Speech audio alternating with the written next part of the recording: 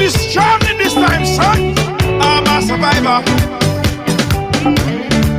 I will survive, I will survive. And I'm a firm believer. We'll forever strive just to stay alive.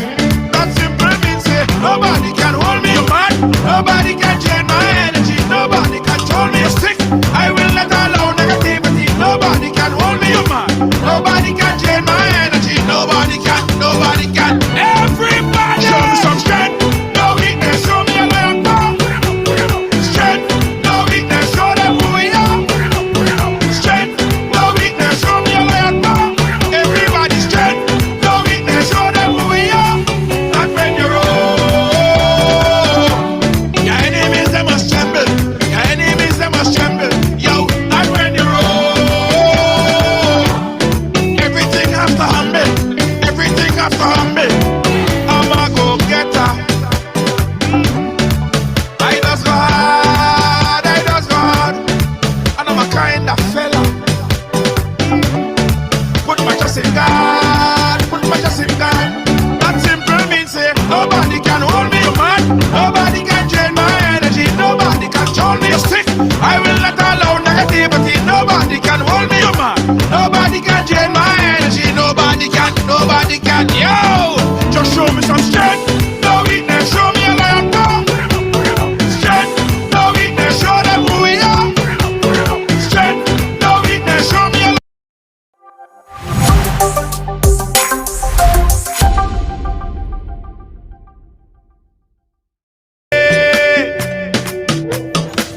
You gotta be firm in this time, son.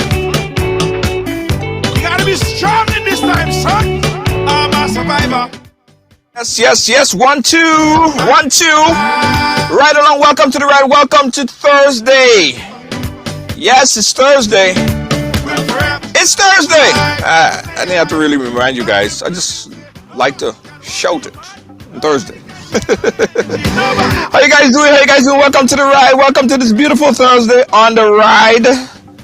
Let me check out all the comments. I'm not seeing any comments as yet. I don't know what's happening, but I ain't seeing no comments as yet. Anyway, guys, as you're coming, go ahead and share the program. Put it on a page and say, I share. I'm going to check the comments on my phone because it's not coming up on my timeline on the program. That's going to fix. Yes, yes, yes.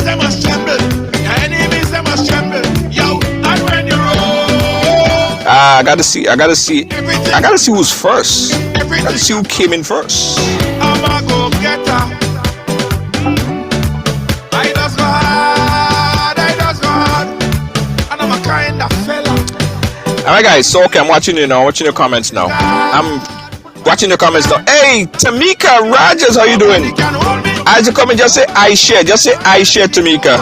Thank you so much. I share. Jillian, how you doing? Lacey J, how you doing? Nobody can drain my energy. Hey, pick up yourself, Joan.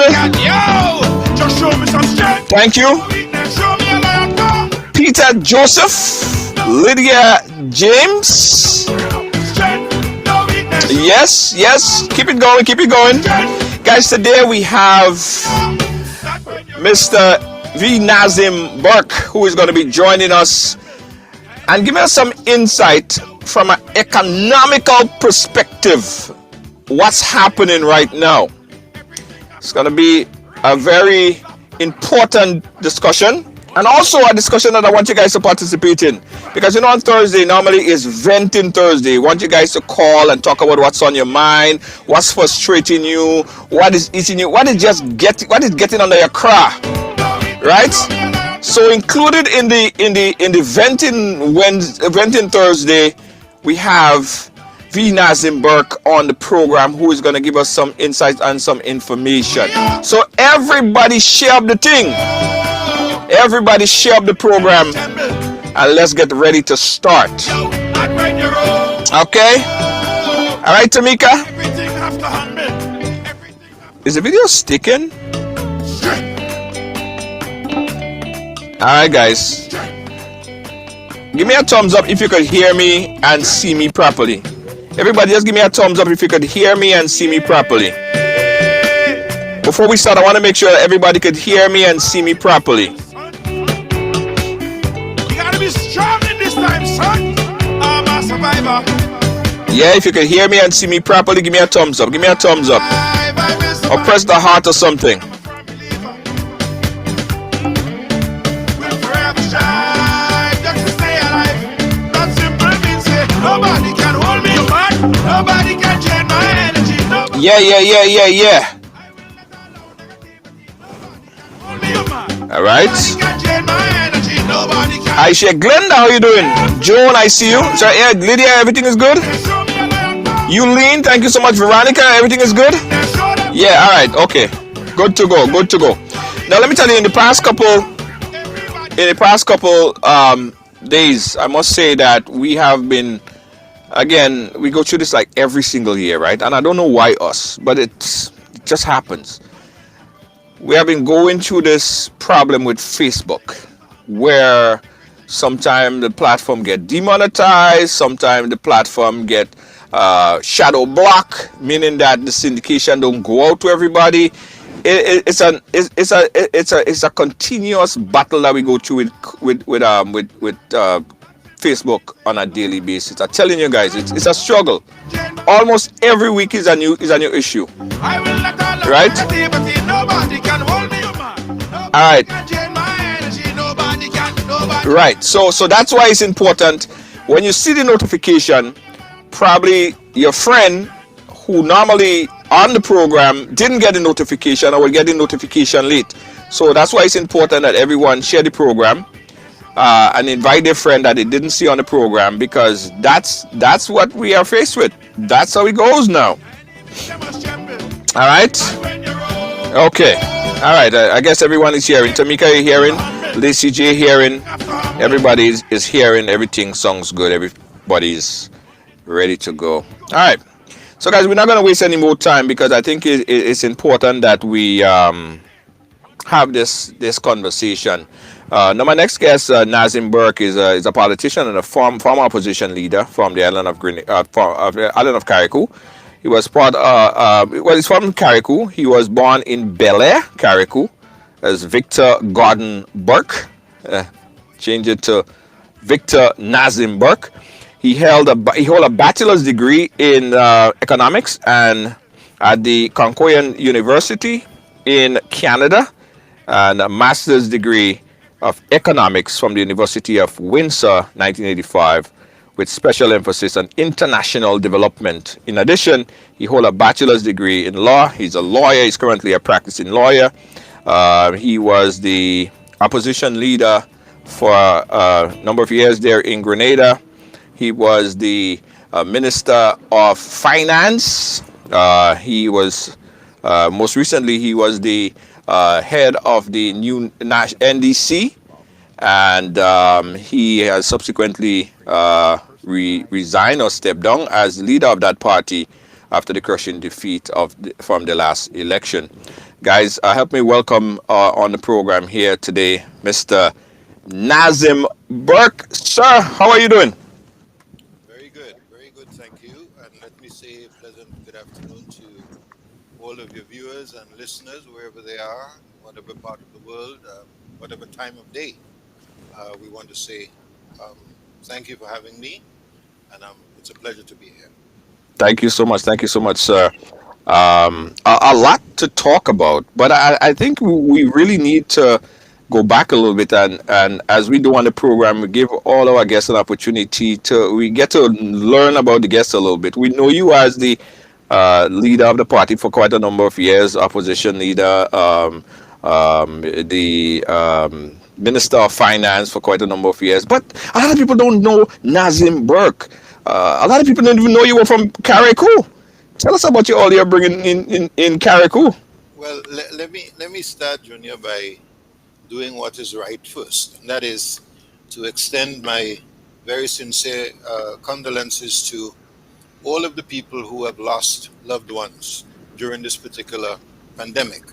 As you know, it has been a very difficult journey, not just for Grenadians, but across the globe.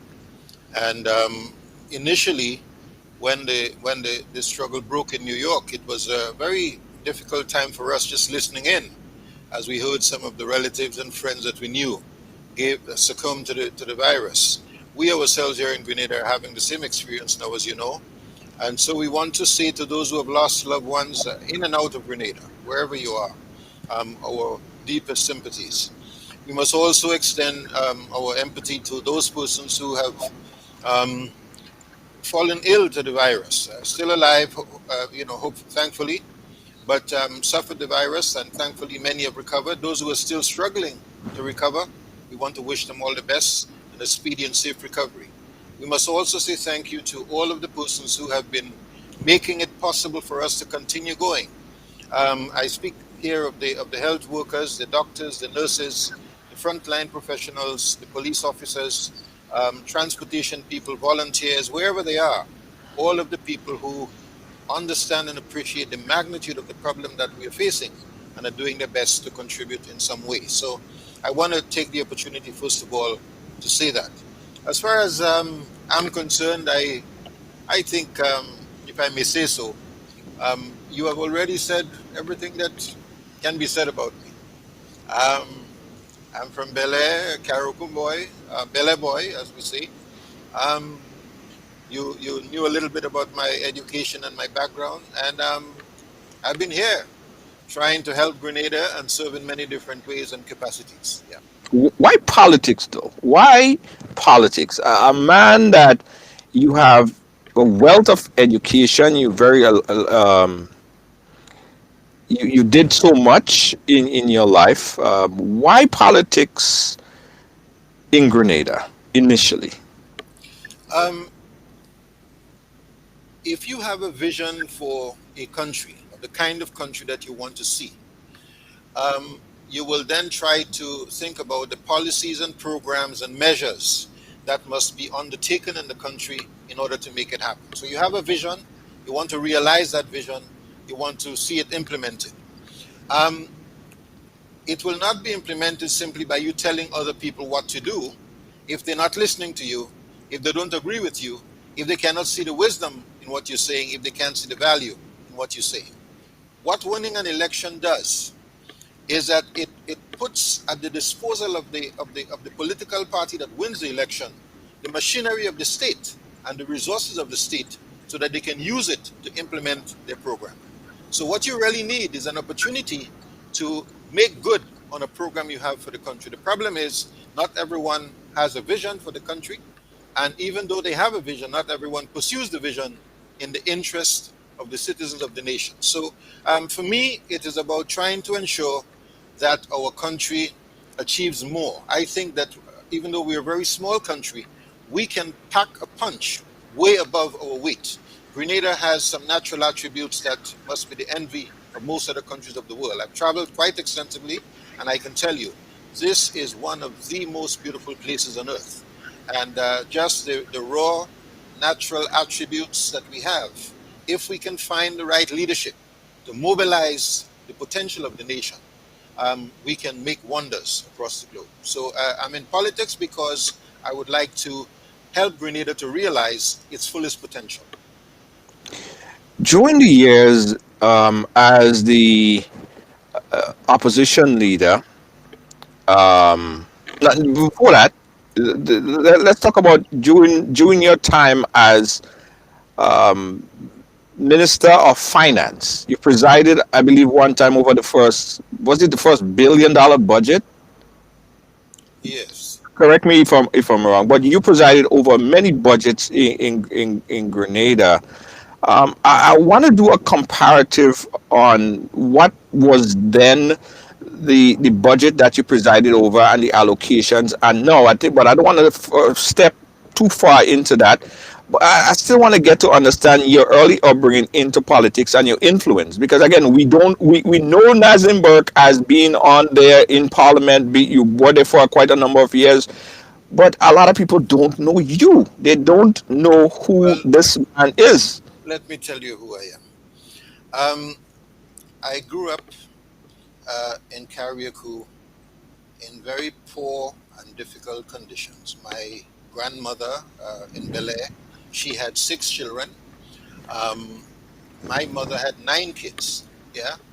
And my mother traveled very early, leaving 6 of us with our grandmother who cared for us and provided for us, and saw the value in education and always told us, if you get an education, you can work your way out of poverty. Our mother went to Trinidad initially, worked hard. I remember the barrels and the boxes coming with food and shoes and sneakers and different things, just to make ends meet and to support us. God rest my grandmother's soul today.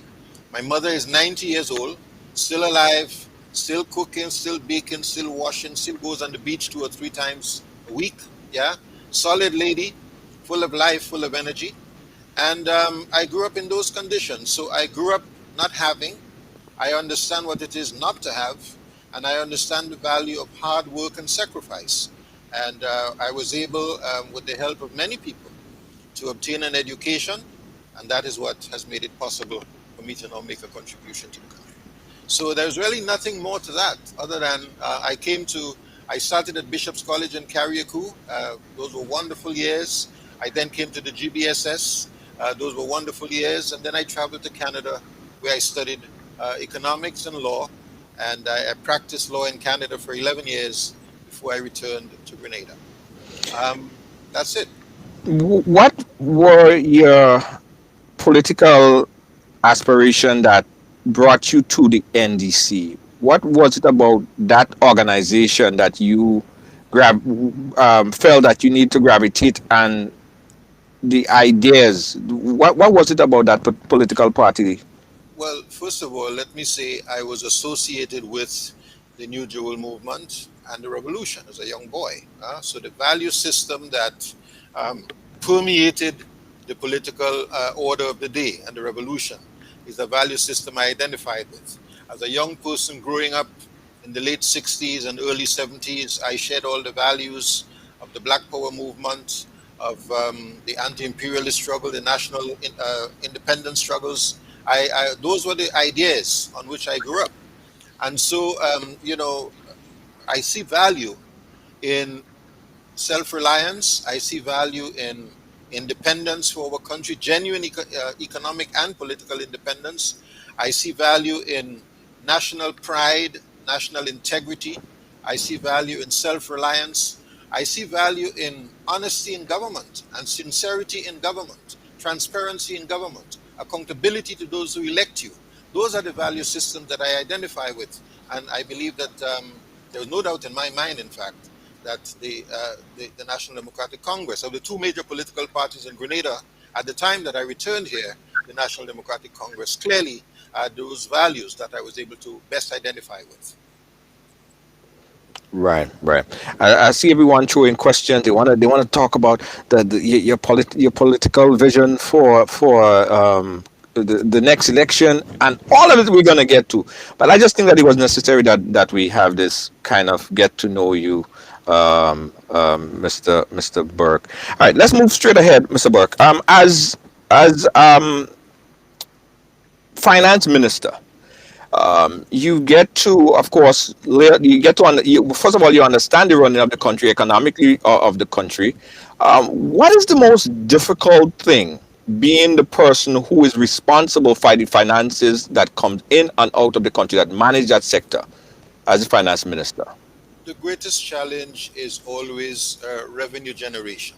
Yeah, you have a million things that you have to get done. Everybody has the demands. Salaries is one thing.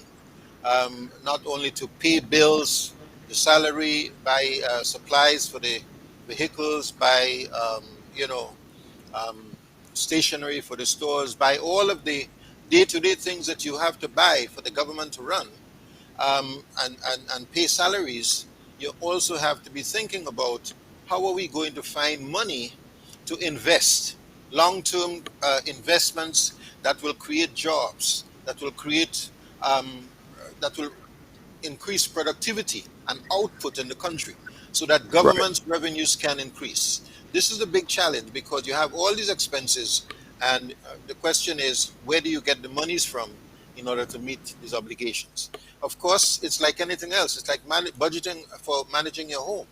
You have a limited salary or a limited income, and you have a lot of expenses. And the question is, how do you ensure that you can either increase your income or manage your expenses in such a way that you do not follow into the deep end. Right. And how do you like a country like Grenada? How do you minimize the amount of monies that we borrow and maximize on the income that is produced within the country to keep the country going? In other words, how do you maintain a low overhead to maximize profit? It's a very difficult challenge because you see, Grenada is a very small country, very small economy. The economy is, we had a strong base in agriculture in the past, in the 60s and 70s. Grenada has shifted away from agriculture and the related industries and moved very heavily into tourism, into citizenship by investment, and other types of economic activity that are largely dependent on what's happening in the United States and some of the metropolitan countries of the world. So when things go bad in those countries, when they experience economic shocks, we also experience terrible economic shocks. Grenada today, for example, is the most dependent tourism economy in the entire Caribbean. 58%, 58% tourism dependency. More And than Jamaica? More than more Jamaica? than Jamaica, more than Jamaica, believe it or not. Yeah, Jamaica, I think, is only about 44%. But remember, Jamaica produces a lot of and exports a lot of fruits, vegetables, culture, music, songs. Jamaica exports a lot of other things that we do not export. Yeah, we basically depend on the tourism, we depend on the CBI, and these are not things that you can really depend on in that way because they are seasonal in nature. And when basically between October and April, things are good. The cruise ships are here and all of that. So those who are dependent on it, the tourist vendors, the tour operators, and all of the persons, the hotels and the restaurants, all of who depend, the taxi drivers and other persons who depend on it, they're fine between October and April. But after that, things get really difficult, you see. The point I'm making here is with the limited sources of economic activity, the government's revenues, which it must obtain from either taxing or borrowing, yeah, the government's revenues are constrained in that way. And because of the limited revenues, in order to meet the needs of the government and to engage in any kind of capital program, the government finds itself having to borrow large sums of money from private lenders at very high rates of interest. And the result is that much, if not most, in fact, of the money, the largest percentage, the largest chunk of money that we collect every year goes towards repaying these loans that we have. So it's a very, very difficult situation for countries like Yeah, I could understand. But when did that change? Because I remember, I'm young enough to remember a point in time in our history where we were not, we were coconut, milk, and banana. We were not so 40 something or whatever percentage that you quote on tourism. At what point in time of our history did that change? Because I'm young enough to remember it wasn't always like that. yes. Agriculture Well, was a priority. yeah, I think it really began in the very late 60s, early 70s, that the trend began to change when the United Kingdom decided that it was no longer going to grant any special preferential treatment to our bananas and so on coming here. Yeah, and gradually our dependence on agriculture, on bananas especially, began to shift. As far as cocoa and nutmegs were concerned, there was always a good market. There is always a good market for cocoa and nutmegs. But I think what has happened here is, especially after Hurricane Ivan, when much of the trees, much of the crop was destroyed, the governments, succeeding governments, and especially the new National Party administration, which has been there for the bulk of the time, has never really embarked upon a very serious replanting program. Cocoa, our cocoa, I think it is widely known, is among the highest quality in the world, right? The best in the world, and earns a price that is sometimes as high as three times the price that cocoa from Africa, some of the African countries, realize on the international market, but we do not produce enough of it. And cocoa is a product that there is always a demand for chocolates all over the world. Statistics show that whenever people are in depression, whenever the world goes through depressions or economic recessions, the demand for cocoa goes up. So whereas the demand for many other things go down, the demand for cocoa goes up. And because the price is good, if we can consciously work at improving, expanding our cocoa production, this will provide some good, solid economic base and the related industries that come from it, including Right. chocolates. Part of the difficulty is you have to have the political will, and you have to commit towards the development of agriculture. And I keep saying agriculture and related industries because it does not really mean that you have to sell all these things in their primary state. People Right. love Grenada chocolates, for example. You know. Yeah, yeah. Guys, again, we're talking here with former opposition leader, former Minister of Finance, Mr. V. Nazim Burke, on the way forward in Grenada. And you guys, I want you to participate in this discussion as well. The number on the screen is the number that you call. The phone line is going to be open throughout the duration of the program to call in and ask your question. Again, the number is right there, 718-701-5720. Mr. Burke, in the last election, the party, the NDC, went into a crushing defeat by the now ruling New National Party. Do you think that that was a referendum on the strength of the NNP or the weakness of the party that you led at the time, the NDC? It may well be a combination of both. Yeah, I think the strength of the NNP is not in doubt. They have built a very strong political machinery over the years. They have the resources, financial and otherwise, to sustain the campaign. The leader of their party has been the only full-time politician in Grenada since 1984, and he has the financial resources to commit full-time to politics, whereas many of us in opposition, you still have to try and make a living and pay your mortgage. Yeah, it is easy for people to say, well, all you're not doing anything, but at the same time, some of the folks do not realize that we don't have the means, we don't have money to finance ourselves, and you have to depend on other people to help you. So that, in part, limited resources of the political party um, is always a factor. And the political party that is in government, that has available to it the resources of the state, that has available to it the fact of the incumbent, that has available to it relationship with other friendly governments that will make contributions, and friendly political parties, it is in a better position to do the things that to hold on to power than for you to unseat the government. Yeah. So part of it is our own limitations, and then of course we must admit that the party has had a challenge over the years. Coming out of 2012, 2013, there was a challenge, a perception that the party had let down the the, uh, the nation, that they gave us the election in 2008, and then we in a sense we self-destructed in 2012.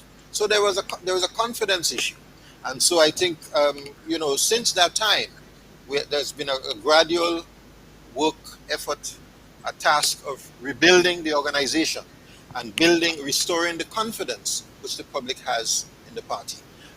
We have a tendency to always want to find somebody to blame. But Hmm. sometimes things happen not because anybody's at fault. Sometimes, a marriage breaks up, not because one partner is the good one and one is the bad one. Sometimes both people are very loving people, very decent people, very warm people, very good in other respects, but the chemistry between them, the working relationship between them is not good. And that is essential. The synergy is essential to success. Now, you mentioned the self-destruction, and I think that a lot of people saw it as that. A lot of people saw the NDC at the latter part of the coming on to the latter part of the election, that he did self-destruct. You had members that was being terminated from the party, internal dispute. It seems like there was two fragments of the party. It seemed like it was tug of war on two sides. It seemed like the leader, people were saying that the leader was weak, and you were accused. And I don't know if you fully defended yourself or if you just didn't want to defend yourself. You was accused of being a liar. That was very, when people hear Nazim Burke, that was tagged onto you as the liar, or the person who lied the most in Grenada. And you never really defended that. I don't know if you did, but you didn't do. I don't think it was a significant enough job because people still Yeah. look at you. Well, listen. I put it this way. If somebody came and said to you, Junior George, I'm a rapist, you're a rapist, right? You can say, no, I'm not a rapist. But I believe that you saying that you're not a rapist, somebody might simply say that it's self-serving. They don't expect you to come and say, yes, I'm a rapist. Yeah. So if you say I'm a liar, I can say I'm not a liar, but I don't want you to judge me by what I say. I want you to Mm. judge me by what I do. Right? There are three ways to judge a person. One is by what they say, one is by what they do, and one is by what other people say about them. So if somebody says I'm the biggest liar in Grenada, you have to test that and form your own opinion. Don't just suck on to other people's or latch on to other people's ideas. I mean, one of the things that we have to encourage our citizens is to think for themselves. Thinking is difficult. People don't like the discipline of stopping to think. It is easy to say, well, I hear that, and I hear this, and she say that, and so on. If I'm a liar, it will be proven over time. But didn't that stuck? Didn't that affected you? Well, Because that's politics. I think in some aspect, the other party is trying to pin whatever negative and bad on the other side, and yeah, hopefully it stick. right. But you see, the other side of it is this: our citizens must not see politics as a game in which we try to paint something nasty and hope it sticks on another person. If that is what politics is, Junior, I don't want to be any part of that. I'm not interested in that, right? So you can say whatever you want and call me whatever you want. I'm not interested in that. I'm not going to spend my time calling you nasty names. I'm not interested in that, period. Yeah? I'm not going to use my energies. I always say this. Um, One of the things that I made a promise to myself when I was a young man, that I would never want my children to be ashamed of me.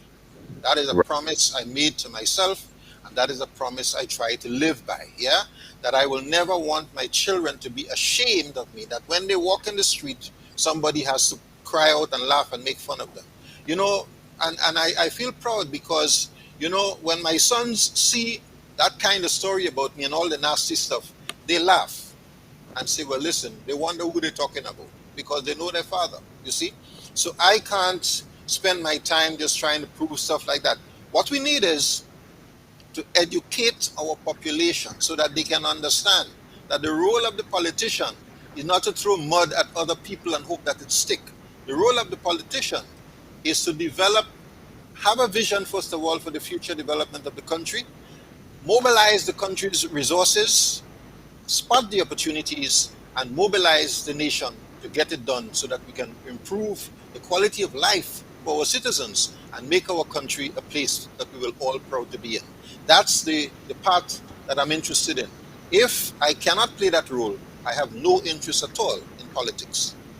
I'm Yeah. serious about that. None. If I cannot make a meaningful contribution, there is no place for me in politics.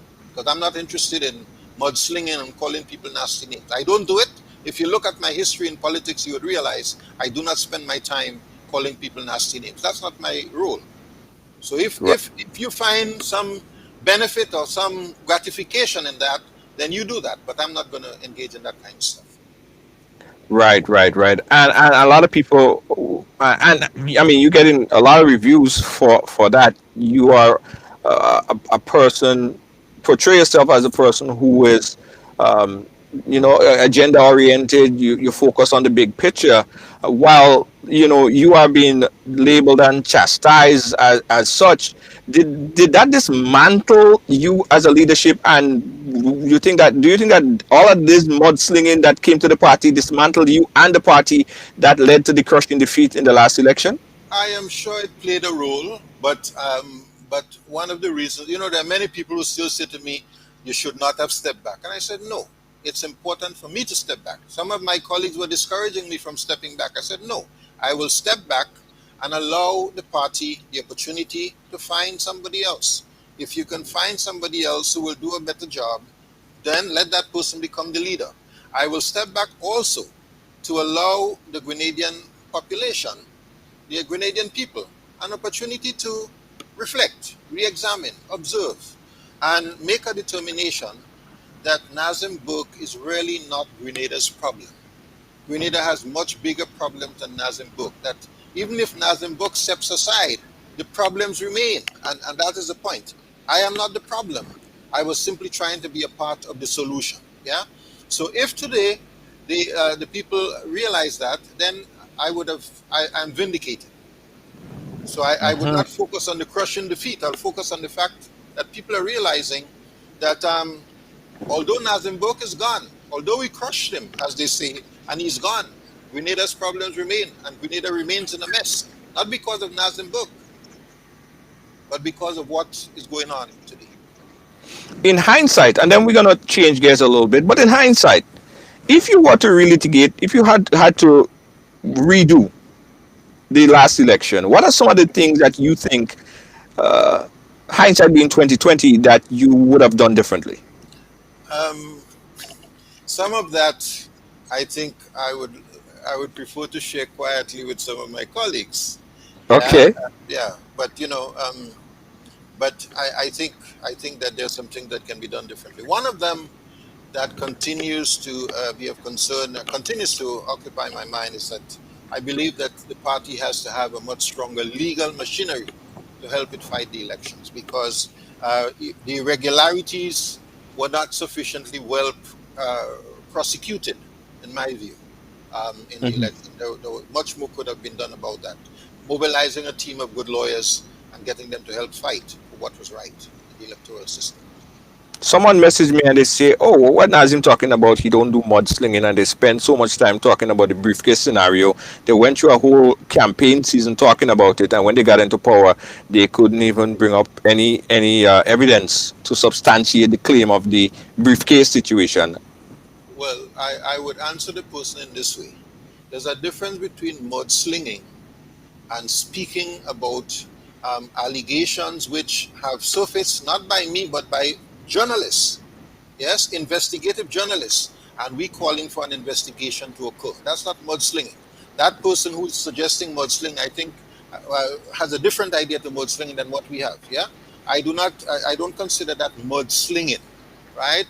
An allegation was made by David Marchant, a well-known financial investigative journalist in Miami, that he spoke to certain persons who told him certain things about our prime minister.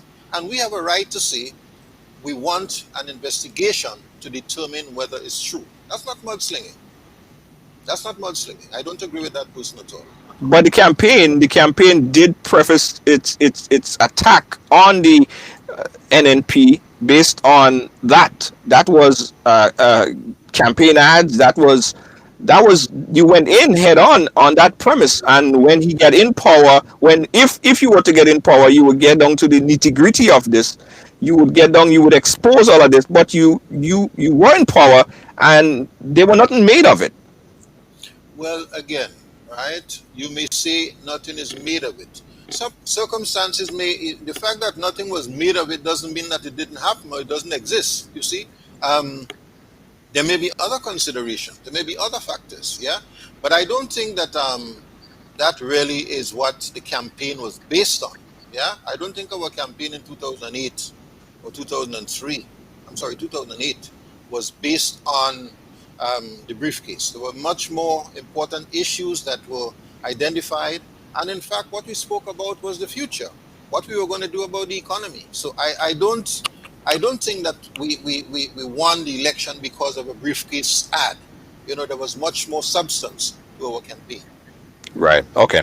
Again, guys, your opportunity to chat here with V. Nazim Burke, former MP, former opposition leader, and former Minister of Finance in Grenada. We're talking about everything economics and going forward.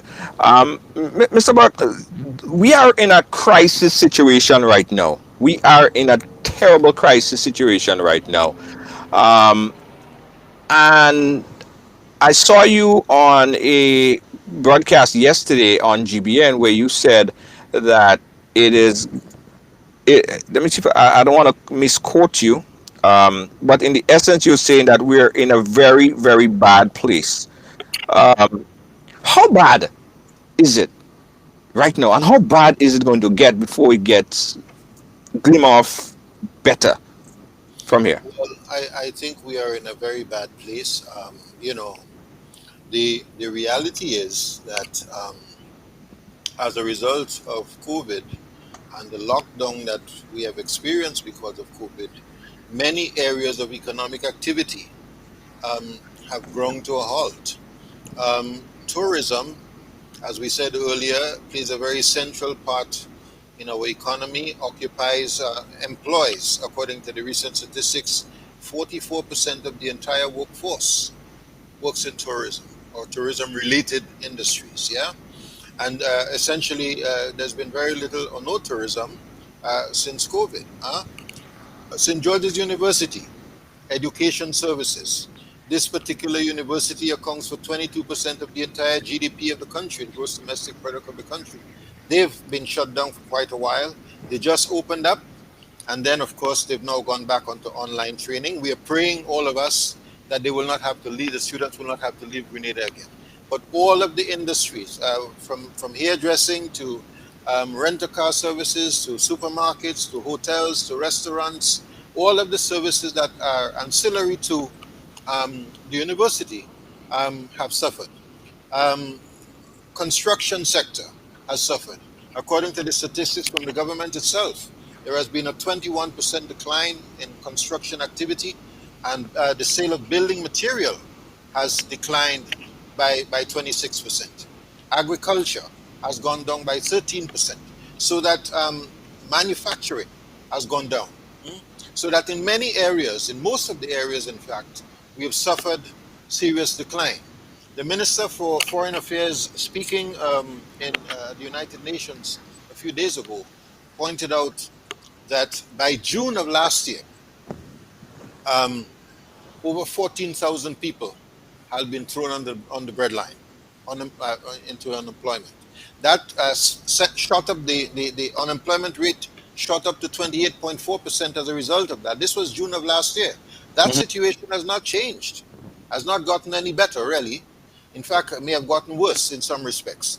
So that with all of these things happening, it means also that government's revenues have fallen considerably, and government's ability, therefore, to engage in any kind of capital expansion, which is how you create jobs, sustainable employment, and how you create increase the size of the economy. None of these things are working. Yes, a number of persons had been engaged before the crisis as health wardens, as traffic wardens, as environmental wardens, as Imani workers, and so on. These persons, while their contribution to society is very, very worthwhile, and I don't want to berate it in any way, the reality is, by in and of themselves, they do not increase the size of the economic pie so that everyone can get a larger slice of it. Yes, they provide support services to those who are engaged in increasing the size of the pie. So it's a very difficult situation, and I can't say with any certainty how things are going to go from here. I think that the general predictions from the international multilateral agencies is that things are going to get better from here. But again, there is uncertainty because we really do not know what twists and turns this virus is going to make. In some places, they are predicting a fourth wave. This is truly the first wave that Grenada is having, and we were fortunate, perhaps, that we are one of the few countries in the world that experienced the first wave after the vaccine became available. So we actually had an opportunity to suppress the wave if we had made better use of the vaccine. Right, right, right. And you said it pretty. I think you're very clear. What you said first is like when they catch a cold here in the US, they catch pneumonia in Grenada. COVID is very, very, very prevalent right now in the diaspora. People are hesitant about traveling. They don't even want to leave their homes. Still here in the US, although they're vaccinated. So that is a massive hit for a country that is so much dependent on tourism, like Grenada, and as you said, about 40 something percent. So knowing that that's the reality that we're facing, if you were to, or you were in the driver's seat right now, or advising the person in the driver's seat right now, what preparation could we make for the next 2 3 years? No. Well, I think the first responsibility, the first challenge for the government is to identify what are the critical sectors that are going to make a difference. The challenge for the government at this stage is how to stimulate economic growth, how to boost employment, how to reduce the vulnerability of the citizens and maintain a social safety net in such a way that people who are in middle incomes do not lose their jobs and their incomes and their livelihoods, and that the people who are already dispossessed do not fall into abject poverty. And we must do so in a way that is sustainable, in a way that is that does not at the same time destroy ourselves. Yes, and the question for us, I think, as a government, as a people, is which are the priority sectors for us? Where should we focus our attention? We can't simply um, go about begging. We cannot approach life as though we were a nation of beggars, because our pride as a country must rise above that, first of all, and secondly, other countries who have a history of assisting, they themselves, their own citizens, are not so keen to be just giving away the tax money to other countries in the world. Yeah, so that we have to sort of focus on how do we become more self-reliant, how do we become more economically independent, and in order to embark on that quest, we must be able to identify what are some of the areas that we will have to give attention to. And I maintain that the area of land use is very important. The area of the use of our oceans is very important. The area of increasing our food supply, our food security, our nutrition security is very important. These are not things that you can do without. These are necessities, and we must take advantage of the opportunities that present themselves in the ocean, in our marine space. We must take advantage and make better use of our lands and agriculture, because we can develop some of the agriculture related industries. I spoke about cocoa earlier on. Nutmeg will fall into number 10 in the world from being the second in the world in production. Much can be done there. Um, I believe also, Junior, apart from agriculture and promoting agriculture, making use of our wetlands, our seas, and so on, and replenishing our fish stock. Apart from the areas of marine life, I believe also that um, these things will create employment.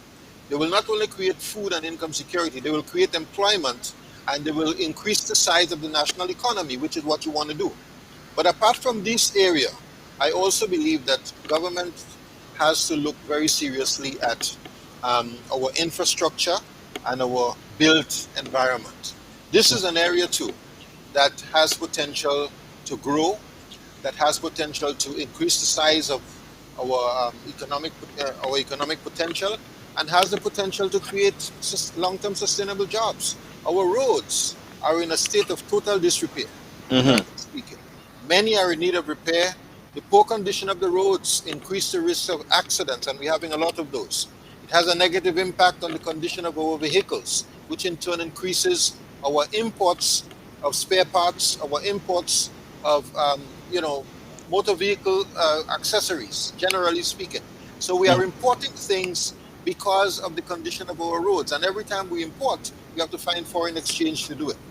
Better development of our road network will open up many other roads for us. I'm thinking that there are many roads in Grenada today that, if they were open, not Hmm. only will they reduce pollution, but they will take the pressure off some of the main roads. They will avoid congestion, and at the same time, they will provide better access to farmlands and to other activities. But Um, I get this, I hear it. It sounds real nice, right? Sounds real nice. But I wanna narrow it down to the person that's watching right now, who have a small business, who have a nail salon, who have a hair salon, little, a micro enterprise that's starting up a business.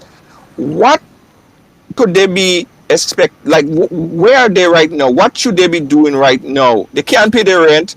They just need something. What advice do you have for them, for Okay. that person, this industry right now? The only thing you can do right now is that the government has to provide some short-term support.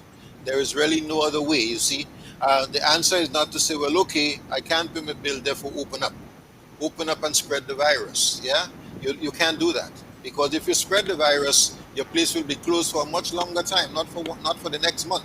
It is better for the government to say, listen, as difficult as it is, we will find the money to pay you for a month, for the next month that you have to close. Yeah, Right. because we believe that if you close for the next month, it minimizes the risk of worsening the community spread and increasing the risk of death.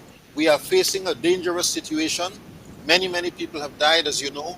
Many people are hospitalized. Grenada has experienced the fastest infection rate per capita of any country in the world. Yeah, in the last 45 days or so, and we just cannot afford to have that go on.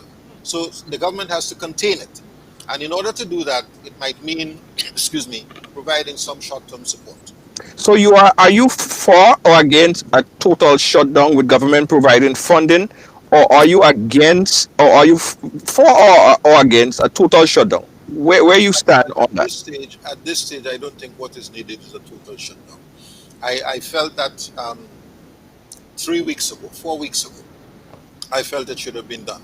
I believe that, it was important to break that cycle once the numbers began to spike. But the government said no to that. And the result is that, we had some really big numbers as a result. Um, I would have done it differently. But of course, this is not a time to, we don't know. This is not a time to simply be pointing fingers and blaming people. Yeah.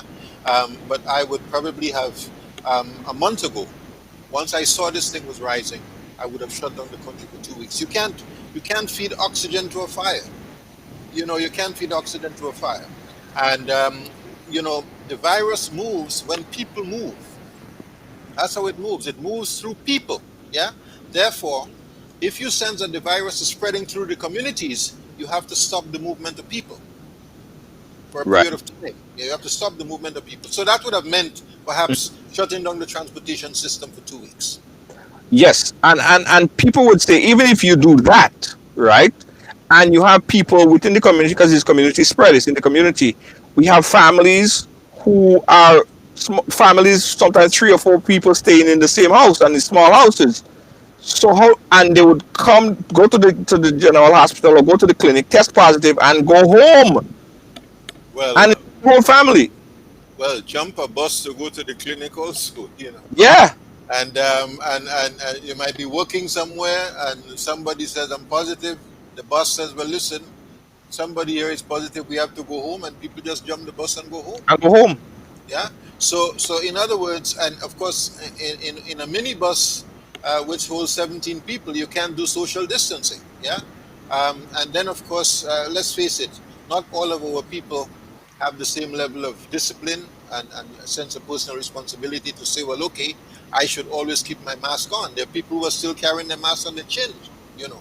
So you have these challenges, and part of what we have to work at and work with is encouraging more responsible behavior among our citizens. Yes. I heard someone on an interview, I can't remember the interview, but earlier today they said that the government need to do more as it relates to transportation. It is impossible to curb the spread of this virus in a community like Grenada when you have clinics that's open and after someone get tested positive, they're going back home. He proposed to, one, have transportation to take the folks that are tested positive to a specific location, and whether it's a hotel somewhere or whatever. And in two, it does two things. One, it opens up, it pays a sector, the busmen that are, whether they have to mandate to be vaccinated or they have some kind of protocol, So they're still getting some kind of work, right? So the buses are working, and then the government is actually facilitating for hotels as well that are currently empty, not sending them back home.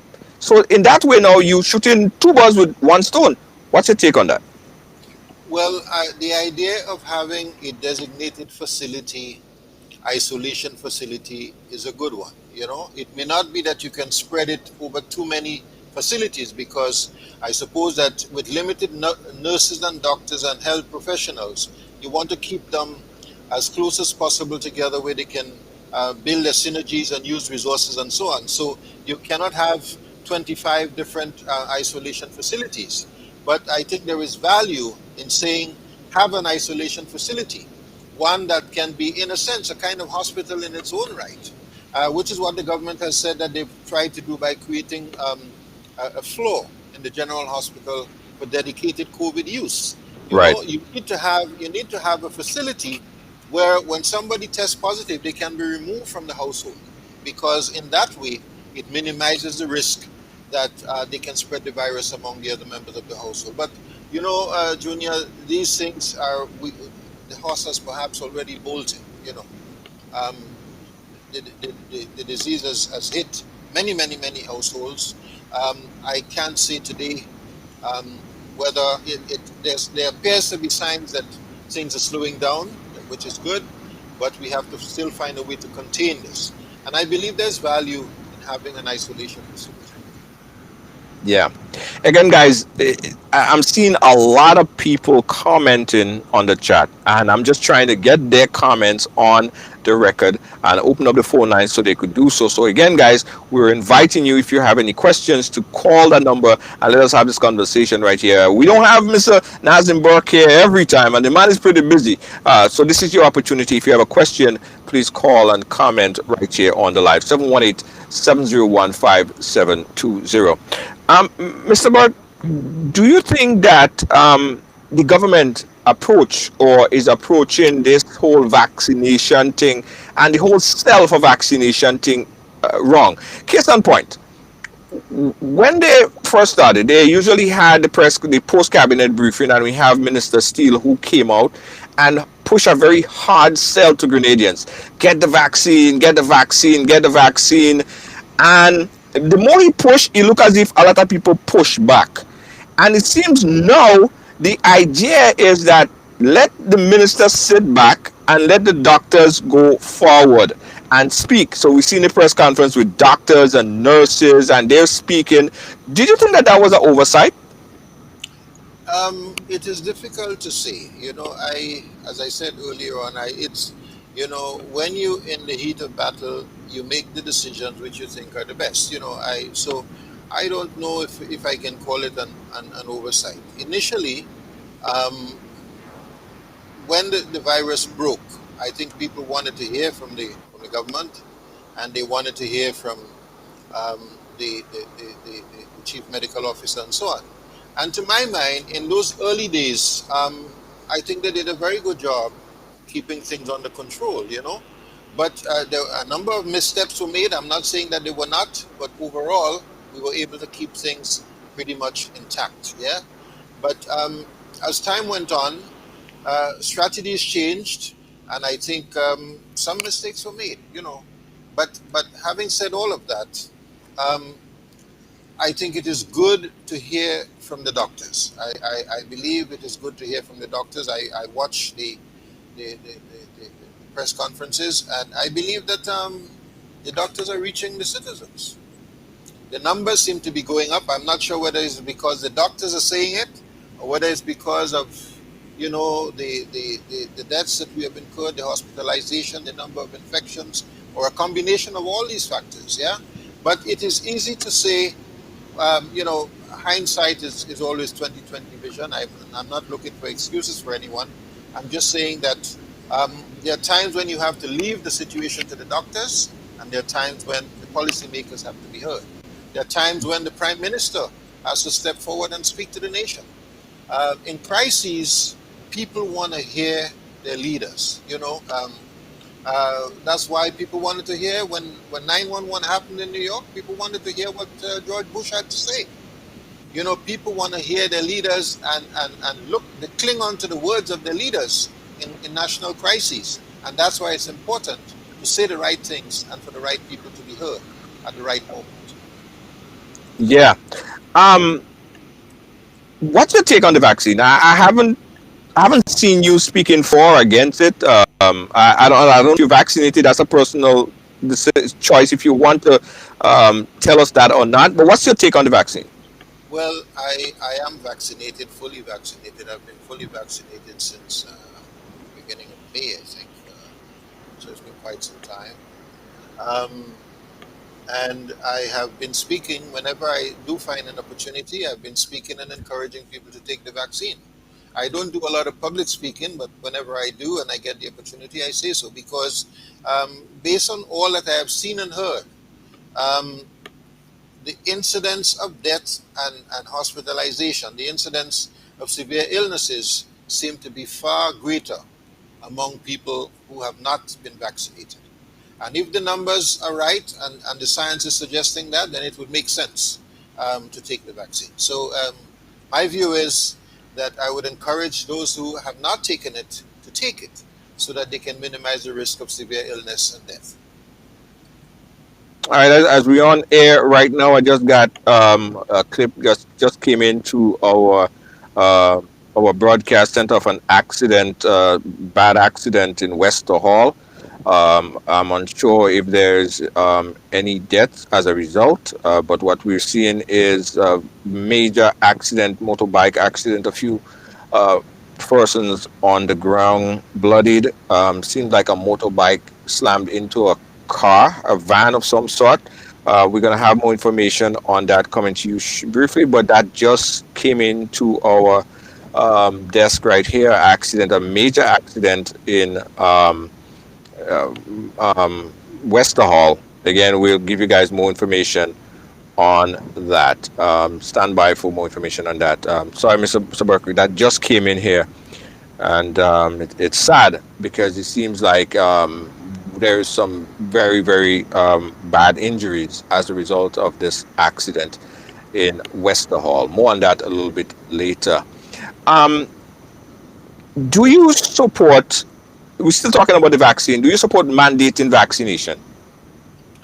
Well, not really. I don't support mandating vaccination, but I believe that with the right leadership, people will take the vaccine. Yeah, and so I support encouraging the vaccine, and I support speaking up, letting people recognize it. Don't shy away from saying that, encouraging people to take it. So I wouldn't suggest that it be forced on the population by way of a mandate or a mandatory situation, but I would strongly encourage, and I strongly encourage people to take it. Yes, yes, absolutely. The idea, and especially in the New York area here, what has been happening is that we see that even to go to a gym or to go and dine, it's mandated. You have to have your vaccine card to do that. Do you think that Grenada should as a way of curbing a second or third wave, move to mandate vaccination for whether it's dining in or all those other social type of events to curb the spread of another wave of the virus. Well, it might be a little early to say. I wouldn't like to say that. I mean, and I'm distinguishing between mandating the vaccine and putting a system in place that you might call a vaccine passport type arrangement. Yeah, you can't. It's one thing to say you require me to take it. It's another thing to say if I don't take it, I would not enjoy certain privileges. Yeah. So, but I think it's a little early to say. I wouldn't want to make a pronouncement on that at this stage. Right. All right. We getting on to that point. I realize that Mr. Nazim, everybody have everything to say in the chat, but nobody don't want to call. So it seems like I'm just gonna have to go head on with you on this here. Um, the new um, leadership of the NDC. Do you have faith in the new leadership, the current leadership, going into the next election, or Are you looking at making a second return back into politics, possibly as leadership of the party at this point? People are asking. Well, on the first question that you asked, do I have faith in the leadership? I have faith in the leadership, but let us face it. The leadership itself is approaching a convention, yeah, and the leadership may change in the convention. Adjustments are made in parties all the time at leadership conventions and at conventions. So, I mean, it's not for me to pronounce judgment on the party. I have the confidence that those who are there are committed to change. I mean, are committed to change in the country and to winning the election to govern. But I also know that at the end of the day, the party will put its best foot forward as we approach an election. So that's how I would answer.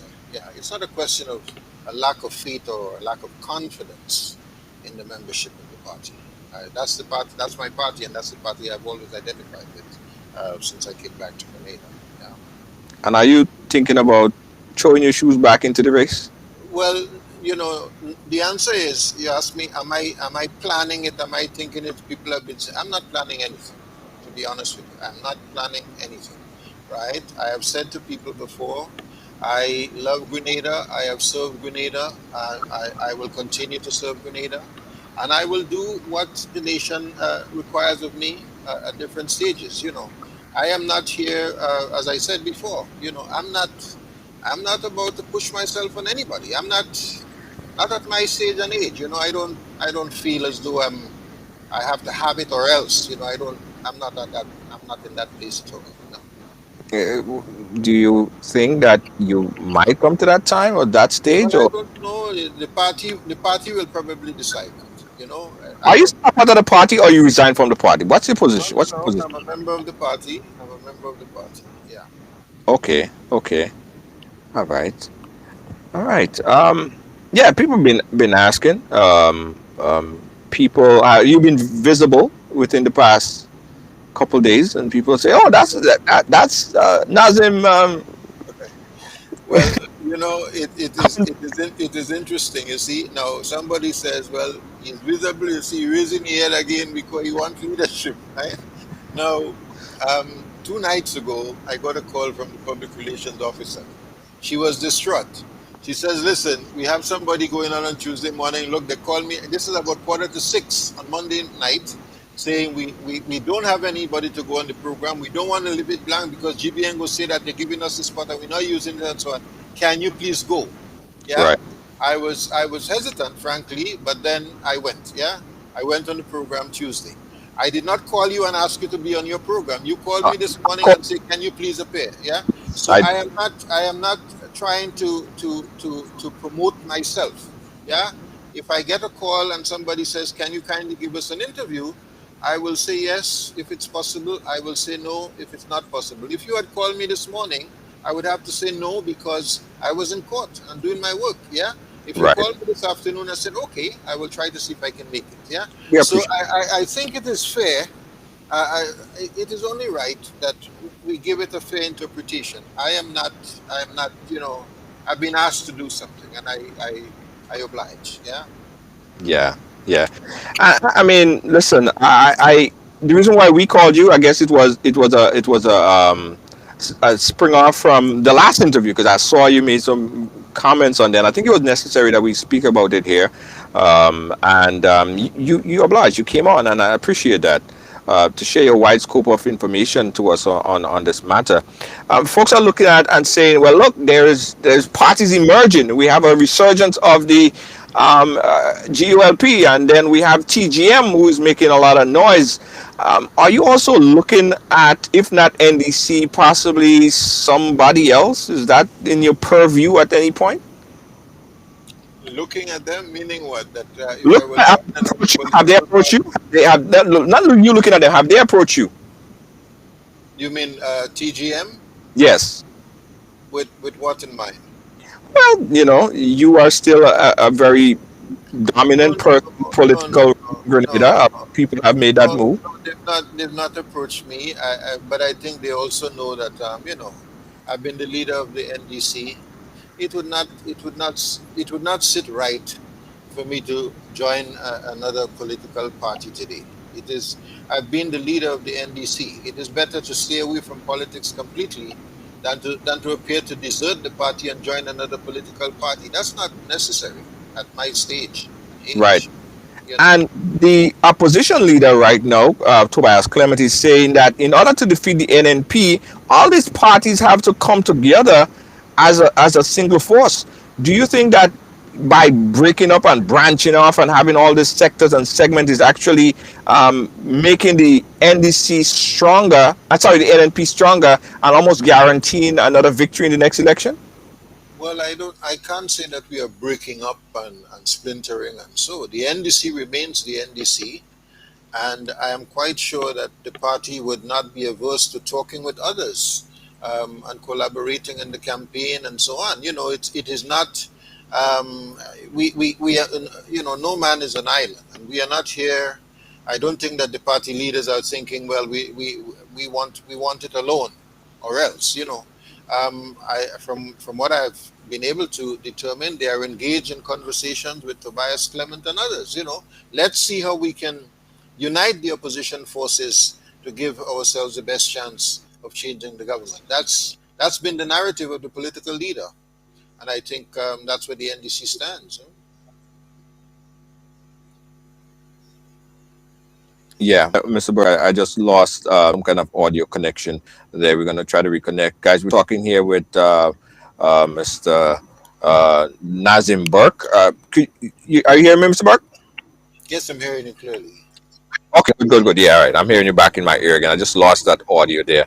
Mr. Burke, listen, I say thank you for chatting with us and giving us your whole view on what we could possibly look forward to within the next couple of years or so. But one last question I have for you, sir. With all that you said, we're going in a terrible state. We're going in horrible times. Why would anybody, including the new parties that's coming up right now, want to be prime minister in a time like this? Well, that's the $1 million question.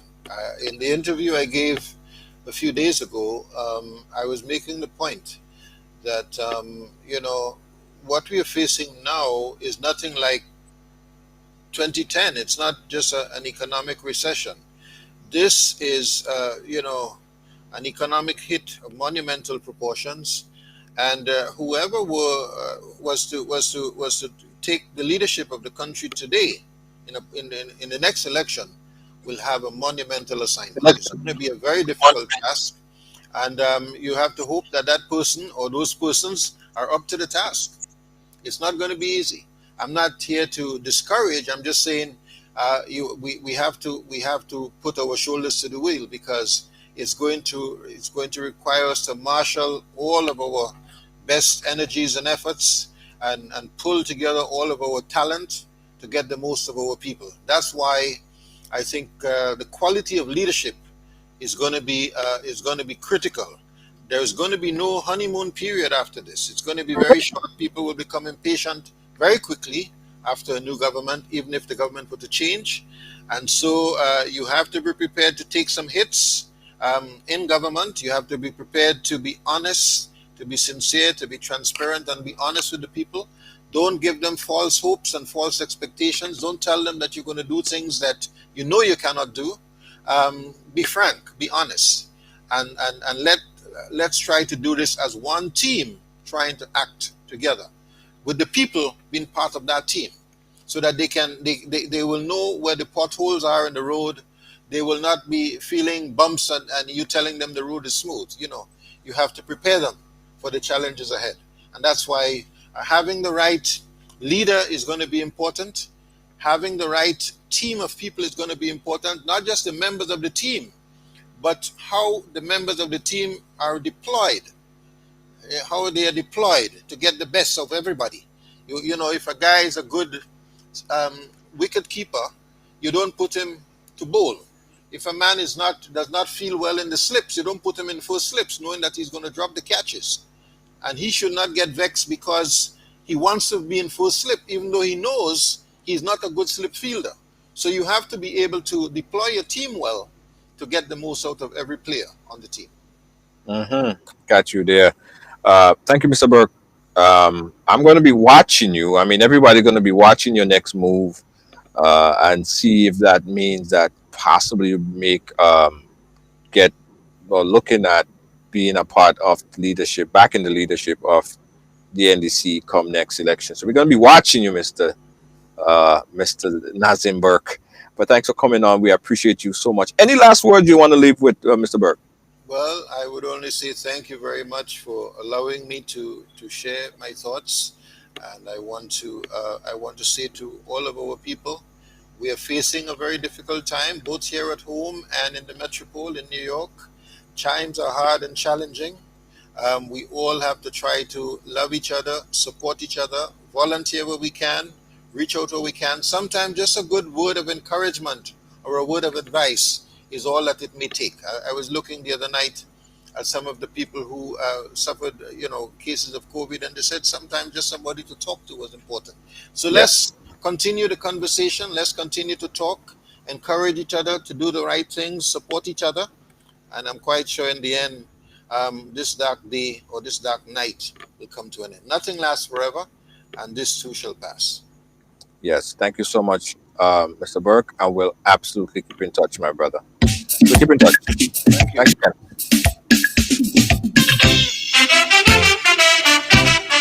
God, I am a prayer. Yeah. Yes. Prayer. Sad. Guys, we just saw earlier an accident that happened in Wester Hall. Seems like severe injuries, motorbike accident involving multiple persons, injuries sustained. We don't know the extent of the injuries. I just saw a series of videos that just came into me on my inbox. It looks pretty bad. We're not aware of any deaths, but there's definitely some form of injuries happening in Wester Hall. We're going to post some more information on the page. We're getting calls as well from folks who are giving me information. I don't know how true the information are. We have someone that said that they were a family member, just contacted us to say that there was no deaths as yet as reported in the accident in Wester Hall. We cannot verify any information than the pictures and the video that we just saw coming in to our wire, but we'll keep you guys updated on what's happening there in Wester Hall. And also we gotta pray for the people who have just yesterday found out that they're COVID positive. And I just want to say that COVID-19 is not a death sentence. Because you are COVID-19 positive doesn't mean that you are going to succumb to COVID-19. I had COVID, and here I'm here today, right? A lot of people had COVID, and excuse me, and they're doing fine right now. That doesn't mean that you should go out there and figure that you want to expose yourself to COVID, because it's not a nice thing. There are people who had COVID, and up to now they still have effects of COVID. Some people have long COVID. Some people have memory loss. Some people have all sorts memory fog. All kind of extended effects of COVID-19. So you have to protect yourself. You have to protect your family. And I'll say it too, guys. I'll say it. I am fully vaccinated. Vaccination is a personal choice, right?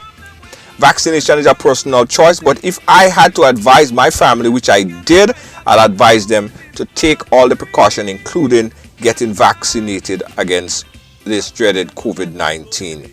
There are a lot of things out there, a lot of information that would negate the statement I just made. If you are influenced by it and you feel that that is correct and credible information, I urge you to speak to your doctor, your medical practitioner, someone who can advise you from a medical point of view. Because there are a lot of people who spreading information, who have information, who claim that they have the information, and you don't know the source of that information. Where that information come out? Who sent it to them? Who created the information? So do your homework. Don't be scared because you saw a video that just came in and they say that this and that and what's going to happen. And you remember just the other day when COVID first hit, The first thing that people used to say that COVID don't attacking black people. That was the first thing. People say that that don't attacking black people. That was the first thing. People started to say that the conspiracy at that time was that it was 5G and birds was falling out of the sky. It was not COVID. Not COVID. It is 5G. Then they said, don't wear a mask because masks take your carbon dioxide back into your body and people dying from masks. And there was all these conspiracy theories over something as simple as a mask. Right? Times have changed. We got over that conspiracy theory. People don't even want to wear a mask. A simple face covering. Doctors wear masks for donkey years when they do the operation. Nurses wear masks every time you go in there. In fact, heck, listen, them Chinese and them, I used to see them in Manhattan way before COVID. 5-6 years before COVID, the Chinese and them used to wear masks. Like they knew something that we didn't know. But anyway, mask has been around.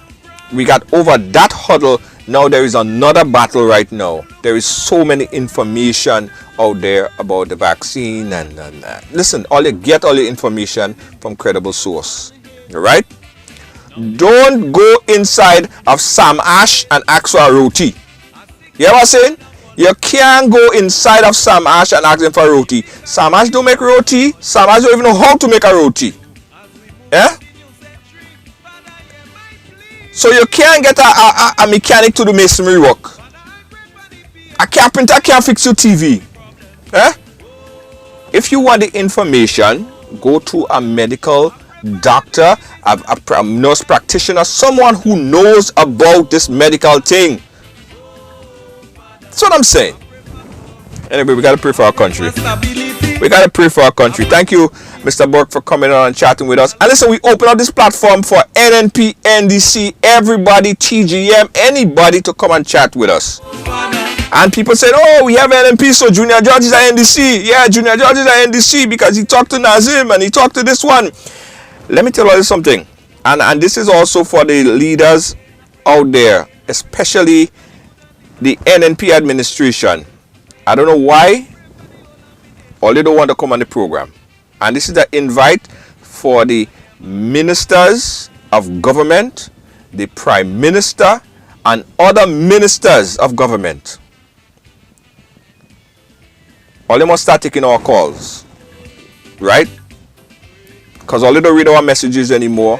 And when we have conversation and questions to ask, and we seek that information, the only time we get a response sometimes from the government is when we run a story. That is the only time when we hear something, when it goes viral. But that had to change. All you have to come better than that. I tell you that right now. All you have to do better than that. All you have to do better than that. So we open up the platform for all sides to come and speak, because I think it's constructive when we could have conversation. We could learn more about each other. We could understand where you're coming from, understand your point of view, understand your perspective. Much better. Anyway, I'm gone. I'm out. And I am a prayer. Sing with me. A prayer for me country.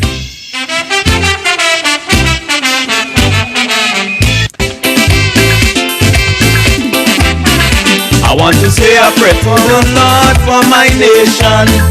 I want to say a prayer for all them politicians.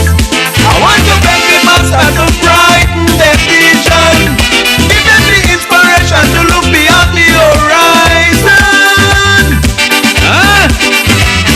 Too long we living in bitterness and hate. Now the time is right for us to renew our faith. I'm sick and tired of all the confusion. The bickering been going on much too long. So as we move to the new century, Father, hear my plea. Hey, Father, I pray for the PM to find solution for we problems. Oh Father, I pray for every minister to see eye to eye with each other. Oh Father, I pray for progress, I pray for stability, I pray for happiness, and a whole lot of love in my country. Father, I pray for the police, please inspire them to keep the peace. Oh Father, I pray for the judge and the jury, and those who begging for their mercy. Oh Father, Oh, Father, I pray and I pray, I pray and I pray, I pray for the good and the bad man.